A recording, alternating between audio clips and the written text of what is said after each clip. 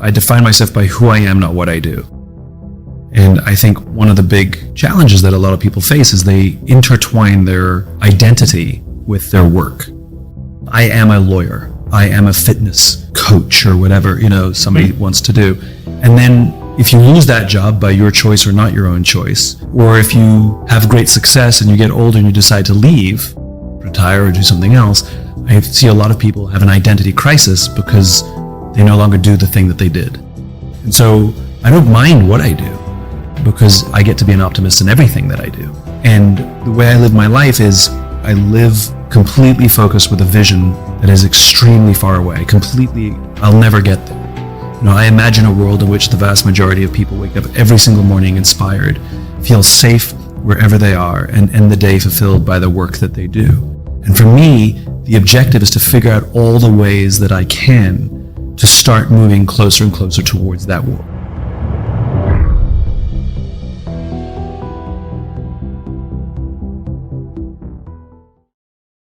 I never, ever imagined that I would be an author. I was never one of those people who thought I had a book in them, And after every book I've written, I've said, okay, that's probably my last one. And I said that after the first one. But here I am, an author, because the opportunity showed up that I thought, this is a good way to move towards that vision, right? Then people would invite me to speak about my ideas. And I thought, okay, never, ever wanted to be a public speaker. I actually am more of a behind the scenes person. I've never desired to be on the front of a proscenium. But when the opportunities presented themselves, I thought, this is a very good way for me to spread this message and to spread this vision. And so when you ask me, what do? I do anything that I need to do to advance towards that vision. I like testing things in real life. Many of my ideas are from real life scenarios where it's not like practice. Okay, it's ready for the real world now. There have been more than one occasion where I've walked out on stage and go, okay, they brought me in to talk about this, but I'm having some new ideas. Are you guys okay if I try talking about this? It might completely fail. I just wanted to get some, and like people, especially you pick your audiences, you pick a room full of entrepreneurs, they're fine with it. And then I would try new things. I think what makes it work is very often when we do these things, we show up with a selfish disposition, right? I hope they like me. I hope they like my work. I hope they buy my book. I hope they go to my website. I hope they follow me on social media. And we act that way. People can tell. And so I've learned early to show up with a giver's mentality. I don't care if they like me. I don't care if they buy a book. I don't care if they follow me on social media or not. All I know is I have something that I think is really valuable, and I'm going to give it to you. I want to give it to you. And I believe I'm giving it to you with all of my gusto and all of my energy. And so I remember, people would apologize because they said there's going to be this size event and only half the number of people showed up and they're apologizing. And I know a lot of speakers who would get angry. You promised me this size audience. And I was like, well, I just feel sorry for the people who didn't show up because the people who did show up are going to get all of me. I hold back nothing. And I think when you show up with a giver's heart, and I literally will say that before I go out on the stage, I will literally say under my breath before I step on the stage, you're here to give. I will remind myself that what I'm about to do is an act of generosity. I think I have something pretty and I want to share it. And people can tell. And so you have a wide berth when you show up with a giver's heart. You can make mistakes and you can stumble over your words and you can talk a little bit too much like I am right now. And people are just fine with it. So I think, we're highly attuned social animals. And if you show up to give, you can, believe it or not, you can experiment a lot. Many years ago, I had a meeting at the Pentagon, of all places, with a big fancy general. And I was waiting in the foyer, just waiting for him. And somebody comes to get you. Yeah. And you have hallway talk, because walking quietly down a hallway is too uncomfortable. Yeah. And so you have hallway talk, which is nonsense. It's things like, how's, hot day out today? Or did you have an easy trip? Totally. And yes. It's just nonsense. And as soon as you walk into the room, that ceases, right? Well, that's what happened to me. The general came to get me, and we were walking back to his office, and the hallway talk ensued. And he said, Simon, I had everyone in my office read your book. And I said, my publisher thanks you. And he said, tell them not to bother. I had them read my copy. So I learned total book sales, 1. Total impact, huge. Yeah. Versus I go to an event and they give away 500 free copies of my book, but they use them as, coasters and doorstops. Total book sales 500, total impact 0. And so I had to learn that it's not always easy to measure the impact that we have in the short term. Now I know over the long term, book sales are a reflection of the value of my ideas and whether people want them. Otherwise it would just stop selling. Like I know over the time, but in the short term, literally it tells me nothing. And I think too many of us confuse that the short-term impacts that we're having are producing long-term value, or conversely, having no short-term impact means we're having no value. And so I treat it like exercise. I know that the process matters. So for example, you cannot go to the gym for 9 hours and get into shape. It literally doesn't work, right? No matter how much effort you put in. But if you work out every single day for 20 minutes, guaranteed 100% you will get into shape. When will you get into shape?